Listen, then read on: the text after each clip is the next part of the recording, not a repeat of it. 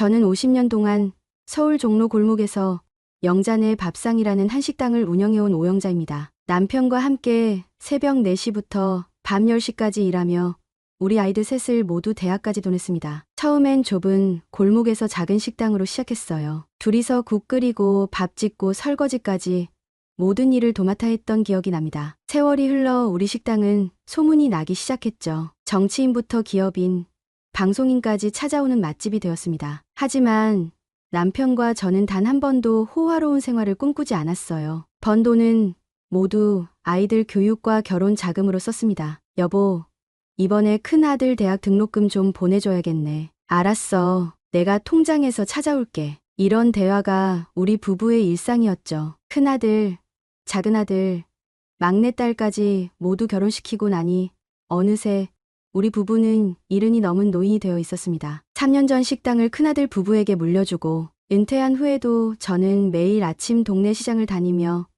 신선한 식재료를 고르는 즐거움을 놓치지 않았어요. 영자 씨, 오늘도 일찍 나오셨네. 네, 습관이 되어서 그래요. 시장 구경하는 게 즐거워서요. 시장 상인들과 이런 대화를 나누는 것이 하루의 소소한 행복이었습니다. 은퇴 후에도 소박하게 살았어요. 큰 아들네는 강남에 멋진 아파트를 사서 이사 갔고 작은 아들은 미국으로 이민을 갔습니다. 막내딸은 대학 교수가 되어 바쁘게 지내고 있죠. 그런데 이 이야기를 하는 이유는 얼마 전 저희 며느리가 다니는 고급 수입차 매장에서 있었던 일 때문입니다. 지금 생각해도 가슴이 뭉클해지는 일이었어요. 남편 김철수는 평생 단 한 번도 비싼 물건을 사달라고 한 적이 없었습니다. 늘 검소하게 살았어요. 서민적인 성격에 식당 일로 단련된 투박한 손을 가진 사람이었죠. 하지만 그런 남편도 인생에서 꼭 한 번은 좋은 것을 누려보고 싶었나 봅니다. 그날의 일은 지금도 선명하게 기억납니다. 여보,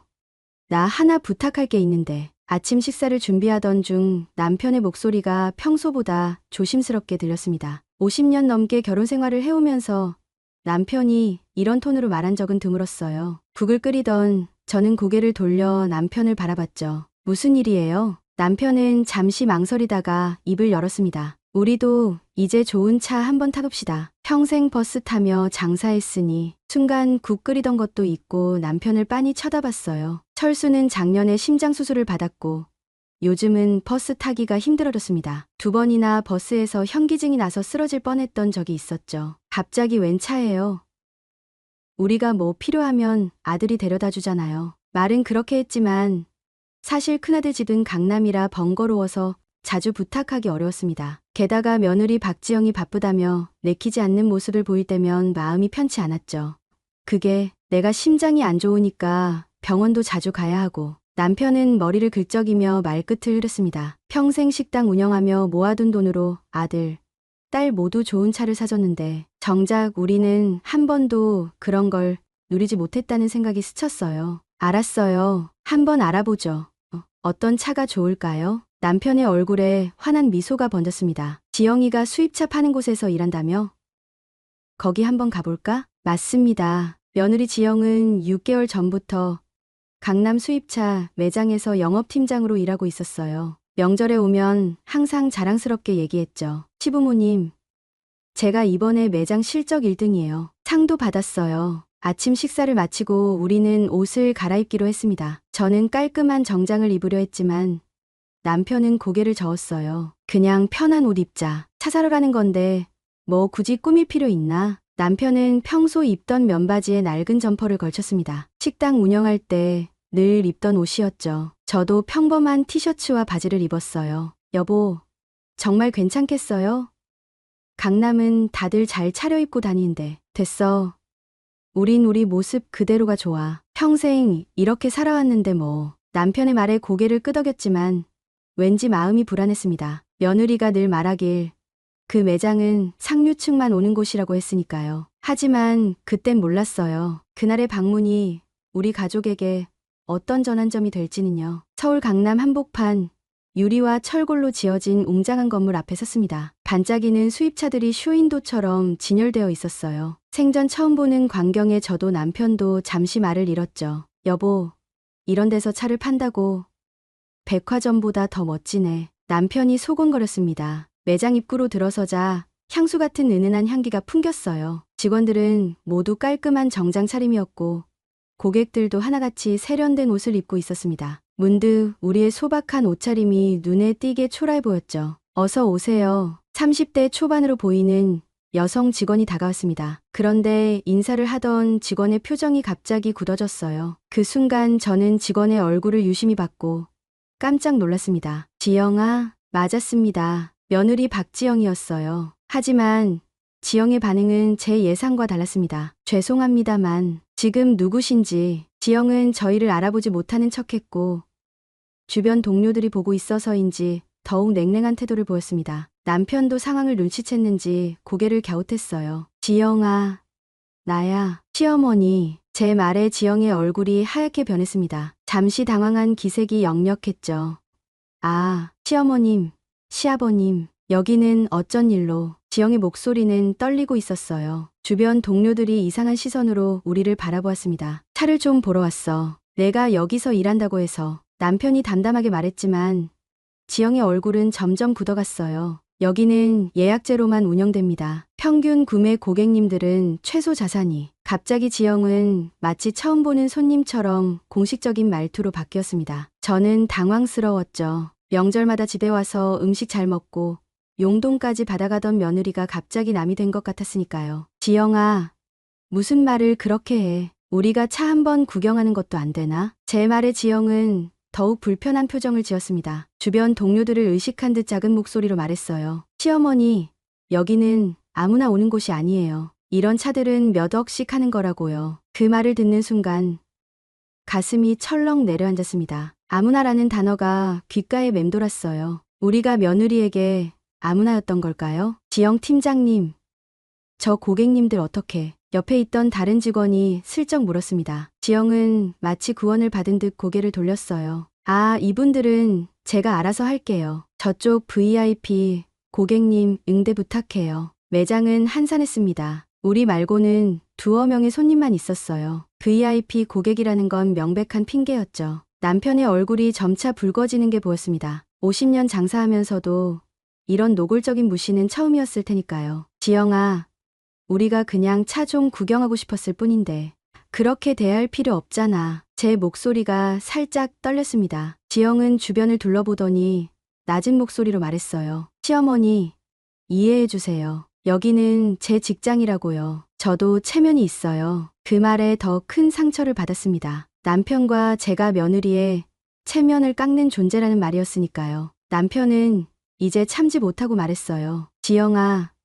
우리가 뭐 너한테 부끄러운 일 했니? 50년 식당 운영하면서 너희 결혼식 비용, 신혼집까지 다 마련해줬는데. 남편의 목소리에 감정이 실렸습니다. 지영은 주변 사람들이 듣지 못하게 한 발짝 다가와 속삭였어요. 시아버님, 제발요. 여기선 그런 얘기 하지 마세요. 저기 더 저렴한 국산차 매장은 어떠세요? 거기가 더 적합할 것 같은데. 그 말을 듣는 순간 남편의 얼굴이 창백해졌습니다. 평생 자식들 뒷바라지하느라 한 번도 좋은 차를 타보지 못했는데 이제 와서 며느리에게 분수에 맞지 않는다는 말을 듣게 된 거였죠. 여보, 그냥 가요. 제가 남편의 팔을 잡았습니다. 남편의 심장이 좋지 않은데 이런 일로 화를 내게 하고 싶지 않았어요. 하지만 남편은 꿈쩍도 하지 않았습니다. 아니, 난 오늘 차를 보고 갈 거야. 남편의 고집 센 목소리가 매장에 울렸어요. 지영의 얼굴이 더욱 굳어졌습니다. 그때 문득 아들 집에 방문했을 때 있었던 일이 생각났어요. 지영이 친구들에게 시골 출신 시부모라 좀 촌스러워요 라고 말하던 장면이 떠올랐습니다. 그때는 그냥 넘어갔지만 지금 보니 그게 지영의 진심이었나 봅니다. 바로 그때 매장 입구에서 웅성거림이 들렸고 누군가가 큰 소리로 저희를 불렀어요. 김 여사님, 오셨네요. 깔끔한 양복 차림의 중년 남성이 저희 쪽으로 성큼성큼 걸어왔습니다. 저도 남편도 순간 누군지 기억이 나지 않았어요. 하지만 그 남자는 환한 미소를 지으며 저희 앞에 섰습니다. 저 기억 안 나세요?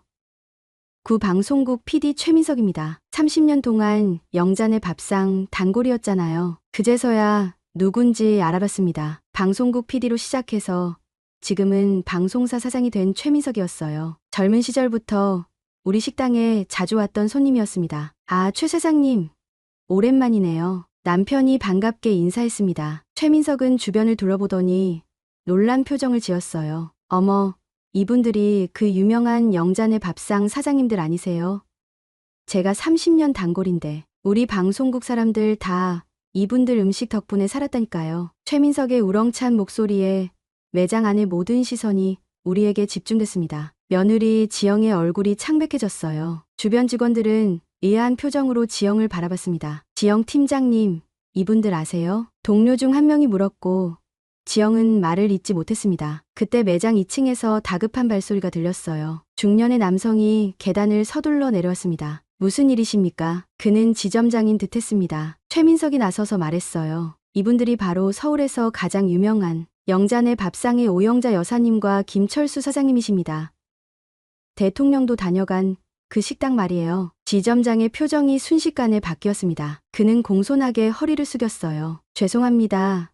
어떤 차량을 보고 싶으신지요? 상황이 급반전되었습니다. 최민석은 계속해서 우리 식당 이야기를 했고 주변 사람들은 놀란 표정으로 경청했어요. 지영은 구석에서 고개를 들지 못했습니다. 남편은 침착하게 말했어요. 최고급 모델로 현금 결제하겠소. 그리고 내 며느리에게 좀 물어보시오. 내가 누구인지. 남편의 목소리는 단호했습니다. 지점장의 표정이 더욱 당혹스러워졌어요. 그는 지영을 바라봤습니다. 지영 팀장님, 이분들이 누구신가요? 지영의 입술이 떨렸습니다. 그제서야 그녀는 작은 목소리로 말했어요.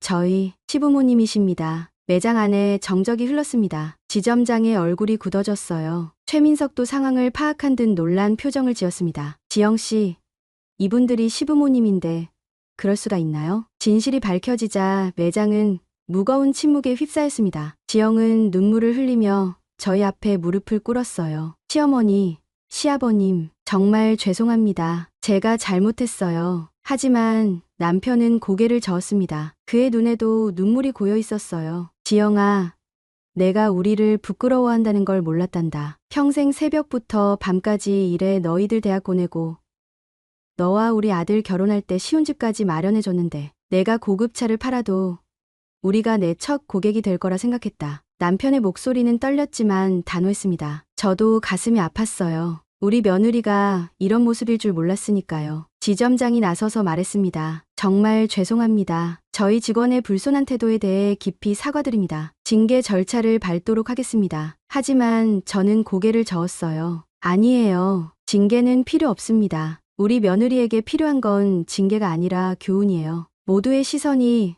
저에게 집중됐습니다. 저는 지영에게 다가가 그녀의 어깨를 잡았어요. 지영아, 사람은 겉모습으로 판단하면 안 된단다. 내 시아버지는 40년 넘게 식당에서 일했어. 새벽부터 밤까지 손님들 음식 나르고 설거지하고 바닥 닦으며 일했지. 이 낡은 옷도 식당에서 늘 입던 거야. 우리는 한 번도 호화로운 생활을 원한 적이 없었어. 지영은 흐느끼며 고개를 숙였습니다. 주변 사람들도 숙연해졌어요. 어머니, 정말 죄송해요.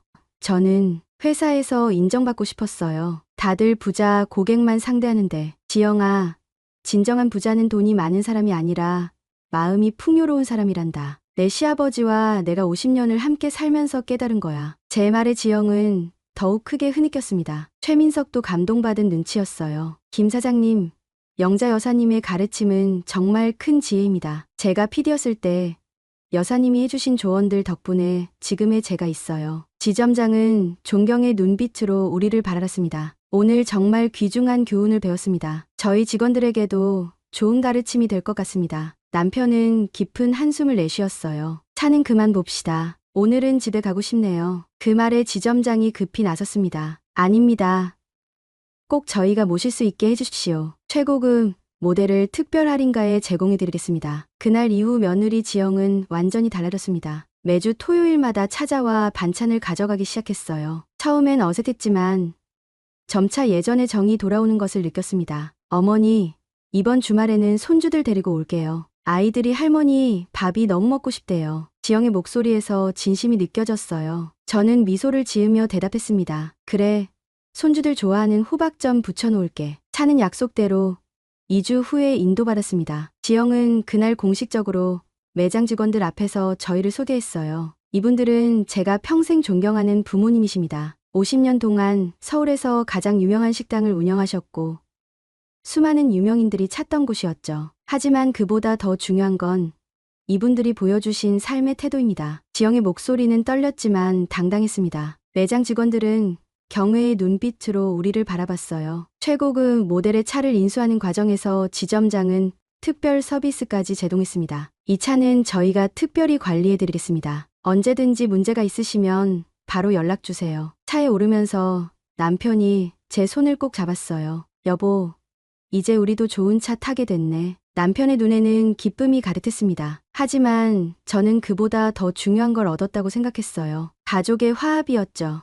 차를 몰고 돌아오는 길에 남편이 말했습니다. 돈이 아니라 서로에 대한 존중이 진짜 부자의 조건이야. 우리 지영이도 이제 그걸 알게 된 것 같아. 저는 고개를 끄덕였어요. 창밖으로 지나가는 풍경을 바라보며 생각했습니다. 평생 식당에서 일하느라 이런 여유를 가져본 적이 없었는데 이제야 인생의 여유를 느낄 수 있게 되었구나 싶었죠. 그날 저녁 우리 큰아들이 전화를 걸어왔습니다. 어머니, 아버지, 지영이한테 다 들었어요. 정말 죄송합니다. 제가 며느리 교육을 제대로 못 시켰네요. 아니다, 아들아. 이번 일로 우리 모두 배운 게 있어. 내 처도 이제 진정한 가족의 의미를 알게 된 것 같구나. 아들은 한동안 말이 없었습니다. 그러다 갑자기 흐느끼는 소리가 들렸어요. 어머니, 아버지가 심장이 안 좋으신데 그동안 제대로 챙겨드리지 못했어요. 제가 너무 일에만 빠져 있었나 봐요. 괜찮아, 아들아. 부모 마음은 다 그런 거야. 너희가 잘 되는 게 우리에겐 가장 큰 행복이니까. 전화를 끊고 남편과 마주봤습니다. 남편의 눈가에도 눈물이 고여 있었어요. 여보, 우리 아들 착하죠? 그래, 지영이도 마찬가지야. 단지 세상 물정을 몰라서 그랬을 뿐이지. 그날 밤 오랜만에 편안한 마음으로 잠들 수 있었습니다. 인생에서 가장 값진 것은 돈이나 명예가 아니라 가족 간의 사랑이라는 걸 다시 한번 깨달았어요. 6개월이 지난 어느 주말 아침 우리 가족은 모두 새 차에 올라 여행을 떠났습니다. 손주들은 뒷좌석에서 까르르 웃으며 즐거워했고 며느리 지영은 운전석에 앉은 아들 옆에서 지도를 보고 있었어요. 어머니, 아버님, 이번 여행 어떠세요?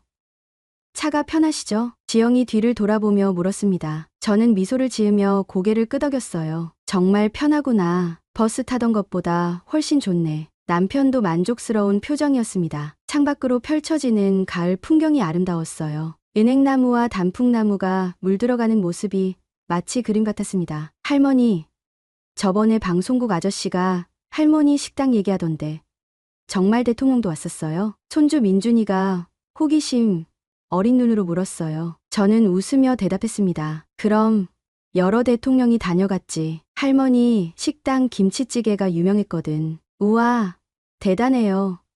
학교 친구들한테 자랑해야겠다. 민준이의 목소리에 자부심이 가득했습니다. 며느리 지영은 백미러로 저희를 바라보며 말했어요. 어머니, 제가 이번에 회사에서 최우수 직원상을 받았어요. 정말 축하한다, 지영아. 비결이 뭐냐고 물어보더라고요. 그래서 대답했죠. 모든 고객을 내 부모님처럼 대하기 시작했더니 매출이 2배로 뛰었어요 라고요. 지영의 말에 모두가 웃었습니다. 그녀의 얼굴에서 진심이 느껴졌어요. 지영아, 사람은 언제든 실수할 수 있어. 중요한 건 그 실수를 인정하고 바로잡으려는 마음이야. 제 말에 지영은 고개를 끄덕였습니다. 그녀의 눈가에 눈물이 맺혔어요. 어머니, 그날 이후로 제 삶이 완전히 바뀌었어요. 이제는 매장에 오시는 모든 분들께 진심으로 대하려고 노력해요. 특히 나이 드신 분들이 오시면 더 공손하게 대합니다. 아들도 말을 보탰어요. 아버지, 어머니, 지영이가 정말 많이 변했어요. 집에서도 훨씬 다정해졌고 물질적인 것보다 가족을 더 중요하게 생각하게 됐어요. 저는 가슴이 뭉클해졌습니다. 가족의 화합을 위해 겪었던 상처가 결국은 더 큰 사랑으로 이어진 것이죠. 여행지에 도착해 모두 함께 산책을 하던 중 우연히 한 가족을 만났습니다. 그들도 우리처럼 할머니,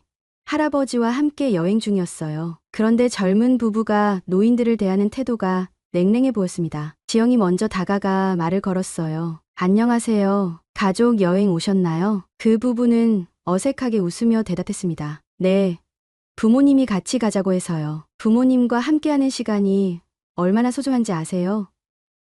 저도 예전엔 몰랐어요. 하지만 지금은 이 순간들이 인생에서 가장 값진 보물이라는 걸 알게 됐습니다. 지영의 진심, 어린 말에 그 부부는 잠시 생각에 잠겼어요. 지영은 계속해서 말했습니다. 겉모습이 아닌 진심이 중요합니다. 제가 배운 가장 큰 교훈이에요. 돌아오는 길, 차 안에서 남편이 제 손을 꼭 잡았습니다. 여보, 우리 지영이가 정말 훌륭한 사람이 됐네. 그래요. 고난이 있어야 성장하는 법이니까요. 차창 밖으로 석양이 아름답게 물들고 있었습니다. 50년 식당 일로 바빠서 이런 풍경을 제대로 감상할 여유가 없었는데 이제야 인생의 진정한 아름다움을 느낄 수 있게 되었네요. 지금 저희 가족은 한 달에 한 번씩 다 같이 모여 식사를 합니다. 며느리 지영은 매번 정성스럽게 음식을 준비하고 손주들은 할머니, 할아버지 이야기를 듣느라 눈을 반짝입니다. 할머니, 또 옛날 이야기 해주세요. 저는 손주들에게 우리가 겪었던 일들을 들려줍니다. 물론 교훈을 담아서요. 사람을 겉모습으로 판단하지 말고